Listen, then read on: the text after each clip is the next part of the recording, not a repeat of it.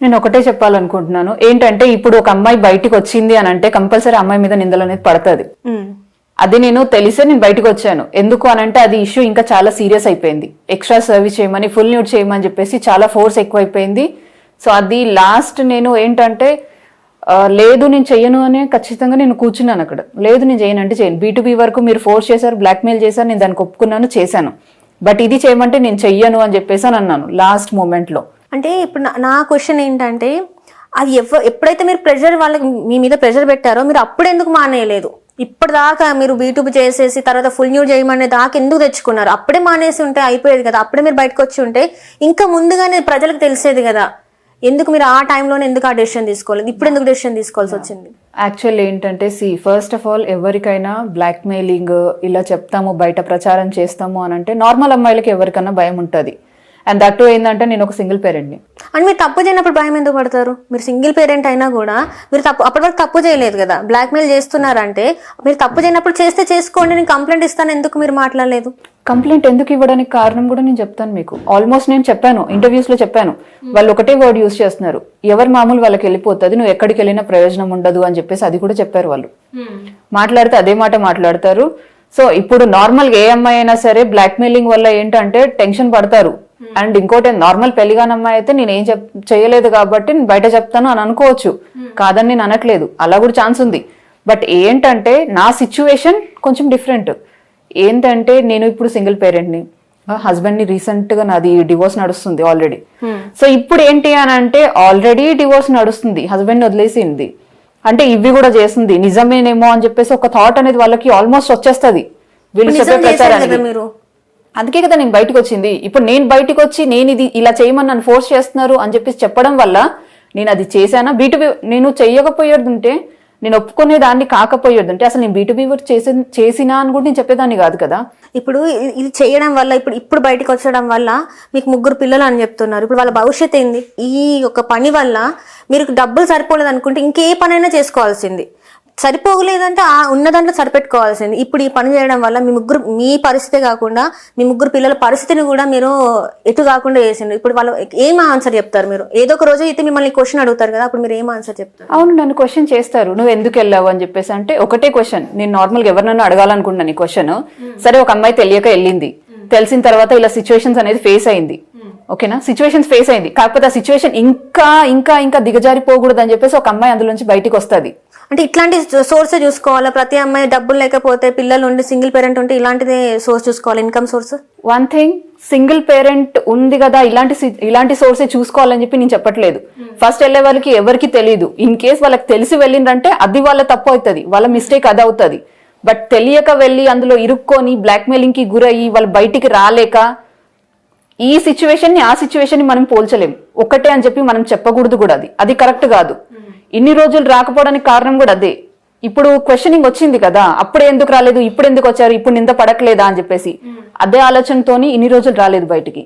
ఇప్పుడు మీరు చేశారు, చేసిన తర్వాత మీరు బయటకు వచ్చిన తర్వాత నింద పడింది, రైట్? నో, ఇప్పుడు మీరు చేశారు, అప్పటి వరకు ఎవరికి తెలియదు, మీ అంతటి మీరు బయటకు వచ్చి చెప్తేనే ఇవి బయటకు వచ్చినాయి. సో ఇదే పని మీరు ఆ ముందు చేస్తుంటే, చెయ్యక ముందే నన్ను ఇట్లా ఫోర్స్ చేస్తున్నారు, నన్ను ఇట్లా భయపట్టిస్తున్నారు, చెయ్యక ముందే చేస్తున్నారు అని చెప్పేసి ముందే బయటకు వస్తే అప్పుడు యాక్షన్స్ ఉండేదేమో కదా. ఇప్పుడు వచ్చేసి ఇప్పుడు చేసిన తర్వాత చేస్తే పోలీసులు కూడా ఏమని మాట్లాడతారు? మీకు సపోర్ట్ చేస్తారు అనుకుంటున్నారా? ఎవరికి చెప్పమంటారు? ఆ టైంలో ఎవరికి చెప్పమంటారు? మీ ఇంట్లో వాళ్ళకే కానీ మీ రిలేటివ్స్ కే కానీ పోలీసులు కానీ ఎందుకు మీరు ఇప్పుడు మీడియా ముందుకు వచ్చారు? అప్పుడే మీడియా ముందుకు రావాల్సింది కదా. అప్పుడు నాకంతా అది లేదు కదా, నేను చెప్తున్నాను కదా, నేను అదే చెప్తున్నాను మీకు. నాకు ఆ టెన్షన్స్ కి, నేనున్న సిచ్యువేషన్స్ కి నేను బయటికి రాలేకపోయాను. ఇప్పుడు నేను రావడానికి కారణం కూడా నేను అదే చెప్తున్నాను మీకు. అది ఇంకా సీరియస్ అయిపోయింది. నేను అప్పుడు సైలెంట్ ఉండడం వల్ల, దానికి భయపడడం వల్ల ఇంకా సీరియస్ అయిపోయింది ఇష్యూ. అందుకే నేను బయటికి రావడం జరిగింది. ఇప్పుడు కూడా నేను సైలెంట్గా ఉంటే, ఇదే విధంగా ఉంటే ఇంకా నా సిచ్యువేషన్ ఇంకా దరిద్రంగా తయారవుతుంది అని చెప్పేసి నేను బయటకు వచ్చి ఈ కంప్లైంట్ అనేది రేజ్ చేయడం జరిగింది. ఇప్పుడు ఎవరైతే ఓనర్స్ ఉన్నారో వాళ్ళు ఒక అపార్ట్మెంట్ లో పెట్టారని చెప్పారు కదా. సో ఆ అపార్ట్మెంట్ వాళ్ళు కూడా ఎవరికి అంటే తెలుసా అసలు అక్కడ ఒక స్పా ఉందా లేదా అనేది? స్పా ఉంది అనేది వాళ్ళకి తెలుసా లేదా అనేది నాకు ఐడియా లేదు. ఎందుకంటే యాక్చువల్లీ ఎవరు వచ్చి ఒక క్వశ్చనింగ్ కూడా చేయలేదు. నేనున్నన్ని రోజులైతే ఒక్కోళ్ళు వచ్చి ఎందుకు పెట్టావు ఏంటిది అనేది అడగలేదు. ఎందుకంటే ఆల్మోస్ట్ అది అక్కడ రన్నింగ్ 4 సంవత్సరాలకి ఎక్కువ అవుతుందంట అది. 4 సంవత్సరాల నుంచి నడుస్తుంది అంటే అది ఫస్ట్ నుంచి ఉంది, అది ఫస్ట్ నుంచి ఉన్నట్టుంది, అది ఫస్ట్ నుంచి అట్లాంటి కార్యకలాపాలు నడుస్తున్నాయి అట్లాంటివి అన్ని. ఐ డోంట్ నో, బట్ కాకపోతే అది చూసినా కూడా ఎవరికి డౌట్ రాదు అది, ఎందుకంటే నార్మల్ ఒక బ్యూటీ పార్లర్ లాగానే ఉంటది అది. అది స్పా అని చెప్పేసి కూడా అంతా ఎవరికి బయట నుంచి చూసే వాళ్ళకి, తెలియని వాళ్ళకి, కొత్త వాళ్ళకైతే ఎవరికి అంత నాలెడ్జ్ కూడా రాదు. ఇక్కడ ఇలాంటివి కూడా జరుగుతాయి అన్న నాలెడ్జ్ ఎవరికి రాదు. రోజుకి ఎంత మంది వస్తుంటారు అప్రాక్సిమేట్? వీకెండ్స్ లో అయితే 15 మెంబర్స్ వరకు ఉంటారు. అంటే ఆ 15 మెంబర్స్ తోనే అక్కడ ఉన్న మీతో పాటు వర్క్ చేసే వాళ్ళు మీరు కూడా చేయాల్సిందేనా పనులు? అంటే వీకెండ్స్ లో 15 అంటే ఎవ్రీ వీక్ 15 మెంబర్స్ అంటే అట్లా ఒక 60-70 మెంబర్స్ పైన అయిపోతారు. 3 మంత్స్ చేయరు కదా. 15 మెంబర్స్ అంటే ఒకళ్ళు ఇద్దరికి వెళ్తారు, ఒకళ్ళు అంటే దాంట్లో కూడా ఏంటంటే సెలక్షన్స్ ఉంటది.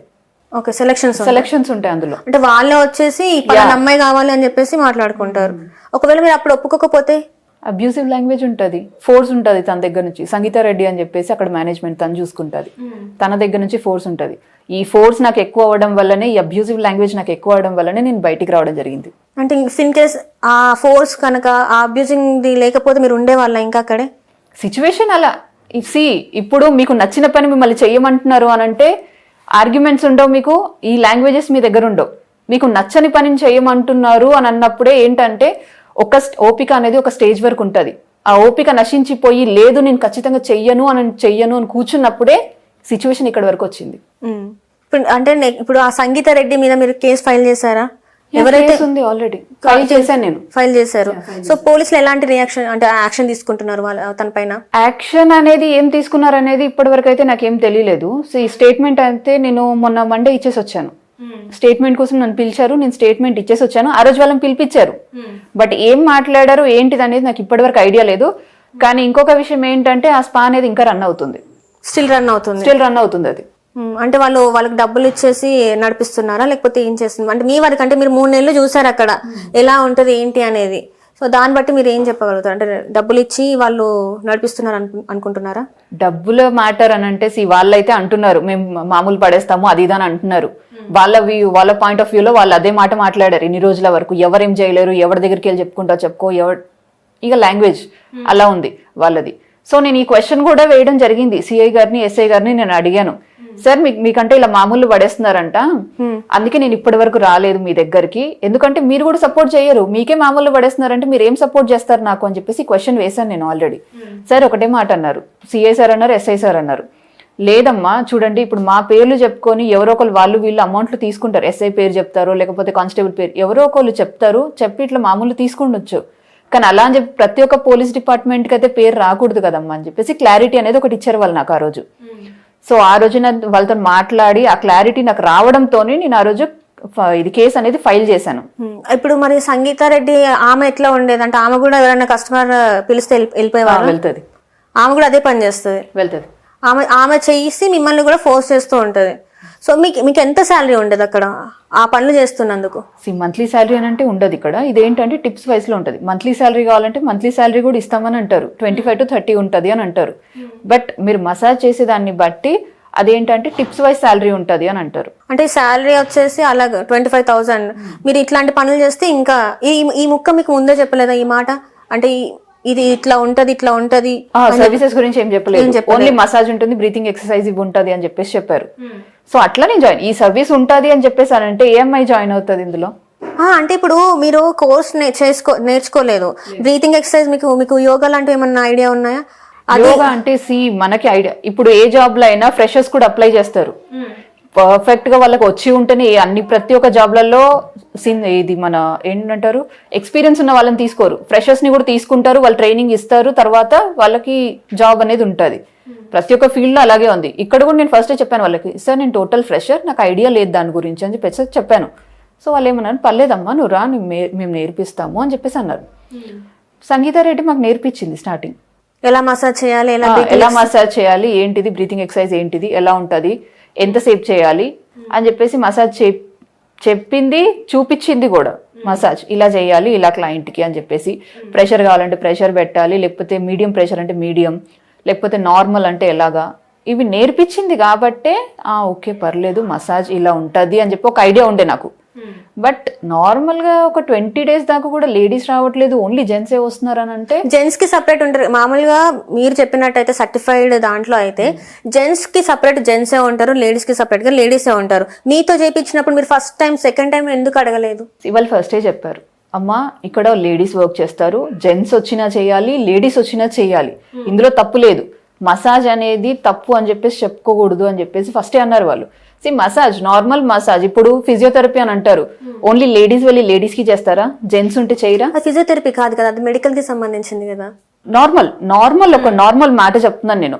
ఇప్పుడు ఒక అబ్బాయి ఒక అబ్బాయికే చేయాలి, ఒక అమ్మాయి ఒక అమ్మాయికే చేయాలనుకుంటే ఏ ఫీల్డ్ లో కూడా కానిపోయినది. నార్మల్ ఏ ఫీల్డ్ అయినా మనం చేసేది, ఇప్పుడు మసాజ్ అని అంటే ప్రతి ఒక్కరు మసాజ్ గలీజ్ పని అని మనం అనుకోకూడదు. ఎందుకంటే కొంతమంది కొన్ని ప్రాబ్లమ్స్ ఉంటాయి, బాడీ రిలీఫ్ కోసం కూడా మసాజ్ చేయించుకుంటారు చాలా మంది. సో అలా మసాజ్ ని మనం గలీజ్ అని మనం అనలేం కదా. ఇప్పుడు హ్యూమన్ బాడీ అంటే కంపల్సరీ రిలీఫ్ అనేది ఉండాలి, హ్యూమన్ స్ట్రెస్ తో వస్తారు అలా ఉంటారు. సో అందులో తప్పు లేదు కదా, ఓన్లీ మసాజ్ వరకు తప్పు లేదు, బట్ ఈ సర్వీసెస్ అనేది తప్పు, అది నేను చెప్తాను. ఎగ్జాక్ట్లీ, ఇప్పుడు అందరు అనేది అదే, ఈ సర్వీసెస్ అనేది తప్పు అనట్లేదు, కానీ మీరు ఏదైతే ఎంచుకున్నారో ఆ టైం పీరియడ్ అనేది మీ సైడే చాలా వరకు తప్పు ఉందని చెప్పేసి కింద కామెంట్స్ లో చాలా వరకు వస్తున్నాయి. కామెంట్సే కావచ్చు, మనం నార్మల్ గా మాట్లాడుకుంటున్నప్పుడు కూడా ఆ అమ్మాయి తెలిసే చేసింది, ఆ అమ్మాయికి పూర్తిగా అన్ని తెలుసు, ఏదో షేరింగ్ దగ్గర ప్రాబ్లం వచ్చింది కాబట్టి తను ఇప్పుడు బయటకు వచ్చింది, లేకపోతే ఇంకా చేసేది అని అంటున్నారు. సో దీనికి మీరు ఏం ఆన్సర్ చెప్తారు? సరే, నాకు షేరింగ్ దగ్గరే తక్కువ వచ్చింది, షేరింగ్ వల్లనే నేను బయటకు వచ్చాను, ఇదంతా కేసు రేస్ చేశాను అని అంటున్నారు కదా. నాకు ఆ షేరింగ్ వల్లనే ప్రాబ్లం అయ్యేది ఉంటే నేను వాళ్ళతో డీల్ చేసుకునేదాన్ని కదా. నాకు షేరింగ్ సరిపోవట్లేదు, నాకు ఎక్కువ ఇవ్వండి, లేదంటే నేను కంప్లైంట్ ఇస్తాను అని చెప్పేసి నేనే వాళ్ళతో డీల్ చేసుకునేదాన్ని కదా. నేను కంప్లైంట్ ఎందుకు రేస్ చేసుకుంటాను? నా పరువు నేను ఎందుకు తీసుకుంటాను మీడియా ముందు పెట్టేసి? ఏ అమ్మాయి అయినా మీడియా ముందుకు వచ్చేసి నేను ఇది చేశాను, అది ఫోర్స్ వల్ల, బ్లాక్ మెయిలింగ్ వల్ల, ఇది చేయకూడదని చెప్పేసి నేను కంప్లైంట్ రేస్ చేశానని ఏ అమ్మాయి వస్తుంది ముందుకి? ఇప్పుడు దాని వల్ల వచ్చారని మాట్లాడుతున్నారు. అండ్ ఇంకొకటి నేను చూసింది ఏంటంటే, మీకు వాళ్ళు 1 lakh ఇవ్వాలి అని చెప్పేసి, ఎందుకు మీకు 1 lakh వాళ్ళు ఎందుకు ఇవ్వాలి? స్టార్టింగ్ నేను ఫస్ట్ 1 month చేశానని చెప్పాను కదా, మసాజెస్ చేశాను అని చెప్పేసి చెప్పాను. అది ఏంటంటే క్లయింట్ పే చేసిన అమౌంట్ ఉంటుంది, ప్లస్ వాళ్ళు మసాజ్ నచ్చి టిప్స్ ఇస్తారు. అంటే మీకు 1 month కి 1 lakh వచ్చిందా? 1 lakh వచ్చింది. ఎందుకంటే ఒక్క క్లయింట్ కాదు చేసేది, మాక్సిమం ఒక 6-7 clients ఉంటారు డైలీ, పర్ డే ఉంటారు, వీక్ డేస్ లో ఇంకా ఎక్కువ ఉంటారు. ఐ టోల్ యూ, డైలీ ఒక 3,000 వరకు వస్తుంది, 3 to 5,000 వరకు వస్తుంది. అందులో ఒకటి ఏంటంటే 1 month తర్వాత నేను B2B కూడా చేశాను, చెప్పాను కదా. సో 1 month కి మీరు చేసేసారు, 1 month నుంచి మసాజ్, ఓన్లీ మసాజ్ చేశాను. మసాజ్ కి మీకు టిప్స్ కి 3,000 అట్లా ఇచ్చారా? యా, ఒక్క పర్ డేకి ఏంటంటే ఒక మనిషి ఇప్పుడు ఎంత పే చేస్తాడంటే మాక్సిమం 1,500 to 2,000 వరకు పే చేస్తారు. సో అందులో 50% ఉంటుంది మీ కమిషన్ 50% ఉంటుంది. అండ్ సరే ఒక 2,000 పే చేశారు అనుకుందాం, ఫర్ ఎగ్జాంపుల్ 2,000 పే చేశారు, 50% ఎంత 1,000 ఉంటుంది, ఓకేనా. అండ్ ఎక్స్ట్రా టిప్ వాళ్ళు ఒక 500 వరకు ఇస్తారు, మళ్ళీ ఎక్స్ట్రా టిప్. ఒక క్లయింట్ కి అలా 1,500 వచ్చింది అనుకోండి, ఒక 2-3 చేస్తే మాక్సిమం ఒక 5,000, 4-5 వరకు ఉంటుంది. సో అలాగా అమౌంట్ వచ్చింది. అండ్ వీక్ డేస్ లో ఇంకా కొంచెం ఎక్కువ ఉంటుంది, క్లయింట్స్ ఎక్కువ ఉంటారు కాబట్టి మనకి మసాజ్ అనేది ఎక్కువ చేయాల్సి వస్తుంది. సో దీన్ని మీరు ఈజీ మనీ మేకింగ్ లాగా తీసుకున్నారు అయితే? సిచ్యువేషన్స్ ని బట్టి ప్రతి ఒక్క అమ్మాయి ఏంటంటే ఫ్యామిలీ ఇష్యూస్ బాగుంటే ఏ అమ్మాయి ఏ జాబ్ కి వెళ్ళదు, జాబ్స్ కి వెళ్తుంది, బట్ ఆ జాబ్ లో ఇలా ఉంటదని ప్రతి ఒక్క అమ్మాయికి తెలియదు. కొంతమంది అమ్మాయిలకు తెలిసి వెళ్ళుండొచ్చు, తెలియక వెళ్ళిన అమ్మాయిలు కూడా చాలా మంది ఉంటారు. అలా అని చెప్పేసి తెలిసి వెళ్ళిన అమ్మాయిలు వెళ్తున్నారు కదా, వాళ్ళకి తెలుసు కదా అని చెప్పి ఇంకొక అమ్మాయిని కూడా మనం నింద వేయలేము. అది నా విషయం కాకపోవచ్చు, నేను ఒకటే అనాలనుకుంటున్నాను, పబ్లిక్కే చెప్పాలనుకుంటున్నాను డైరెక్ట్. నేను ఒక అమ్మాయి తప్పు చేసింది కదా అని చెప్పేసి ప్రతి ఒక్క అమ్మాయి మీదకి వేలెత్తి చూపాల్సినంత అవసరం లేదు.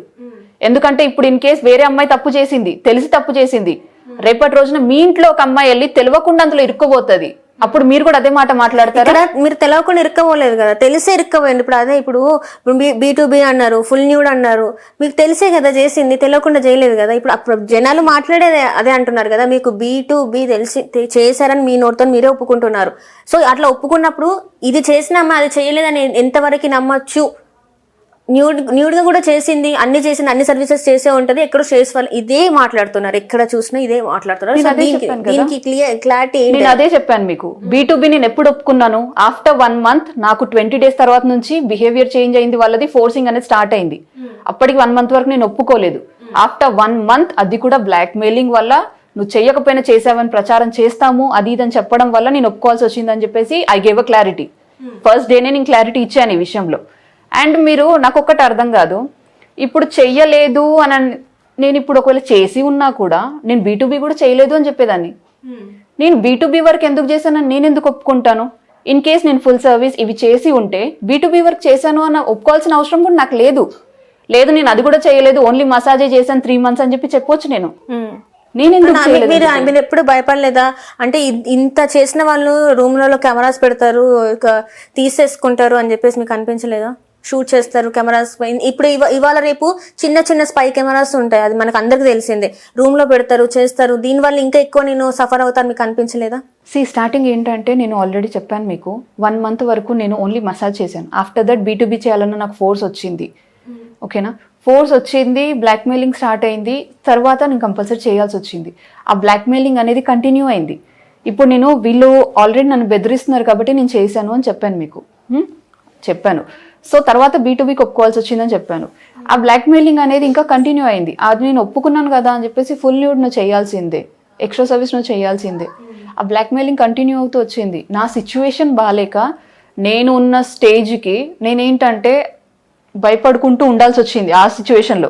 కాకపోతే ఈ సర్వీస్ నువ్వు ఖచ్చితంగా చేయాల్సిందే అన్నట్టు కూర్చున్నారు కాబట్టి ఆర్గ్యుమెంట్ ఇంకా ఎక్కువైపోయింది. లాస్ట్ డే నేను చెప్పాను ఇంతకుముందు ఇంటర్వ్యూస్ కూడా, లాస్ట్ డేలో ఇంకా ఆర్గ్యుమెంట్ ఎక్కువైపోయింది. నువ్వు ఎందుకు చెయ్యవు క్లయింట్కి, నువ్వు ఖచ్చితంగా చేయాల్సిందే అన్న ఆర్గ్యుమెంట్ ఎక్కువైపోతే లాస్ట్ నేను అదంతా తట్టుకోలేక ఇంకా భరించే ఓపిక లేక ఇంట్లో కాల్ చేసి చెప్పాల్సి వచ్చింది. నా రోజు కాల్ చేసి చెప్తే ఫస్ట్ ఆఫ్ ఆల్ నువ్వు అక్కడి నుంచి బయటకు వచ్చేసే అన్నారు. ఫస్ట్ అక్కడి నుంచి బయటికి రా, బయటకు వచ్చిన తర్వాత ఏదైద్దో చూసుకుందామని చెప్పేసి అనడంతో ఏసీపీ సార్కి కాల్ చేసి నేను కంప్లైంట్ ఇవ్వడం జరిగింది ఆ రోజు. అది ఇందాక మనం మాట్లాడుకున్నట్టు ఇదే ఈ 1 lakh ఏదైతే ఉందో వాళ్ళు మీకు ఇచ్చారా, ఇంక ఇవ్వలేదా? ఇంకా ఇవ్వలేదు. అది ఇంకా అంటే దీనికోసం మీరు ఫైట్ చేస్తున్నారా? ఫైటింగ్ అనేది నాకు 2 కారణాలు ఉన్నాయి ఇప్పుడు నేను ఫైట్ చేయడానికి. ఫస్ట్ ఆఫ్ ఆల్ అయితే అమౌంట్ కాదు. ఫస్ట్ ఆఫ్ ఆల్ నేను దేనికి అనంటే, చాలా మంది పెళ్ళైన అమ్మాయిలు, పెళ్లి కాని అమ్మాయిలు ఉన్నారు, పెళ్ళైన వాళ్ళు ఉన్నారు. వాళ్ళు కొంతమంది ఏంటంటే తెలియక ఇందులోకి వెళ్ళి, ఇప్పుడు నాకున్న సిచ్యువేషన్ సేమ్ సిచ్యువేషన్, తెలియక వెళ్ళి అందులో ఇరుక్కొని బ్లాక్మెయిలింగ్కి వాటికి వీటికి చాలా కేసెస్ ఉన్నాయి ఇలా. కాకపోతే బయటికి రాలేకపోతున్నారు వాళ్ళు ఇప్పటికీ. సో నేను ఇలా బయటికి వస్తేనన్నా వాళ్ళు కూడా ఒక స్టెప్ అనేది ఫార్వర్డ్ చేస్తారేమో అన్న ఆలోచనతోనే నేను ముందుకు రావడం జరిగింది. ఓకేనా. అండ్ ఏంటంటే ఇప్పుడు నేను పరుగులు అంటే ఇంతకుముందు లెక్క నేను మీరు అన్నట్టు 1 month తర్వాత మీరు ఎందుకు బయటికి రాలేదు, ఎందుకు మీరు కంప్లైంట్ రేస్ చేయలేదు అని, అదే విధంగా నేను ఆలోచించుకుంటూ పరుగు గురించి ఆలోచించుకుంటూ ఇప్పటి వరకు కూడా ఉండేది ఉంటే నేను అదే సిచ్యువేషన్లో ఉండిపోయేదాన్ని. నేను బయటికి కూడా వచ్చేదాన్ని కాదు. ఇప్పుడు నాకు ఈ క్వశ్చన్స్ వచ్చేటివి కాదు, నా క్యారెక్టర్ మీద ఈ క్వశ్చన్స్ వచ్చేటివి కాదు. ఇప్పుడు పరువు లేదా అది ఇది అన్న క్వశ్చన్స్ కూడా వచ్చేటివి కాదు. అమౌంట్ ఇష్యూ ఉండేది ఉంటే, షేరింగ్ ఇష్యూ ఉండేది ఉంటే నేను అక్కడే వాళ్ళతో డీల్ చేసుకునేదాన్ని. ఇంత ఇస్తే ఇంత ఓకే, లేదు అంటే నేను కంప్లైంట్ చేస్తాను ఇది అన్న సిచ్యువేషన్తో నేను ఆ రోజే డీల్ చేసుకునేదాన్ని. నేను అదే షేర్ కావాలి, అమౌంట్ కావాలి అనుకునేది అయితే నేను ఆ రోజే డీల్ చేసుకునేదాన్ని. ఇప్పుడున్న పరిస్థితి, ఇప్పుడు ఈ సిచ్యువేషన్ తర్వాత మీరు ఏం చేద్దాం అనుకుంటున్నారు? మీకు ఎక్కడైనా జాబ్ వస్తాను అనుకుంటున్నారా? అసలు ఏంటి మీ పిల్లల పరిస్థితి, మీ ఇంట్లో వాళ్ళ పరిస్థితి, మీ పరిస్థితి ఏంది? ఇప్పుడు నేను జాబ్ ట్రై చేస్తాను. ఇప్పుడు నేను చెయ్యని దానికి ప్రతిదానికి నువ్వు చేసావన్నది ఇప్పుడు ఎలా అయితే క్వశ్చనింగ్ స్టార్ట్ అయిందో, కొంతమంది పాజిటివ్ వేలో కూడా ఆలోచిస్తారు. ఏ తప్పు చేయదు కాబట్టి ఆ అమ్మాయి బయటకు వచ్చింది అలా అని చెప్పేసి ఆ అమ్మాయిని కూడా తప్పు అనడంలో కరెక్ట్ కాదు కదా అని చెప్పేసి కొంతమంది ఆలోచించే వాళ్ళు కూడా ఉంటారు. అలా అని చెప్పేసి మనం నెగిటివ్ వేలోనే వెళ్ళకూడదు. పాజిటివ్ వేలో, నా పాజిటివ్ వేలో నేను జాబ్ సర్చ్ చేసుకుంటాను. అది దొరకాలా దొరకకూడదా అనేది ఆ తర్వాత ఇష్యూ. నా సర్చింగ్ లో నేను ఉంటాను, జాబ్ సర్చింగ్ లో. సో మీ పేరెంట్స్ ఇప్పుడు సిచ్యువేషన్ ఏంటి? అంటే వాళ్ళు ఇలా తెలిసిన తర్వాత వాళ్ళు ఎట్లాంటి పరిస్థితులలో ఉన్నారు? వన్ థింగ్, నేను ఏ తప్పు చేయనప్పుడు నా ఫ్యామిలీ నుంచి నాకు క్వశ్చనింగ్ రాదు. నువ్వు వెళ్ళావు జాబ్ కోసం అని వెళ్ళావు, కాకపోతే ఇలా సిచ్యువేషన్ జరిగింది, నువ్వు అప్పుడు బయటికి రాలేకపోయావు, అదొకటి నీ తప్పు, బయటికి రాలేకపోయావు. కానీ ఇప్పటికన్నా నువ్వు బయటకు వచ్చి ఒక ముందు అడిగేసి నువ్వు మాట్లాడగలుగుతున్నావు, అందరికి చెప్పగలుగుతున్నావు ఇది జరిగింది, ఇలాంటి సిచ్యువేషన్లో చాలా మంది అమ్మాయిలు ఉన్నారు, వాళ్ళు ఇప్పటికన్నా బయటికి రండి, వేరే వాళ్ళు అలాంటి సిచ్యువేషన్స్లలో వెళ్ళకండి అని చెప్పేసి ఒక మాట చెప్తున్నావు, అదే చాలు మాకు అని చెప్పేసి అని అంటారు. ఓకే, థ్యాంక్ యూ అండి.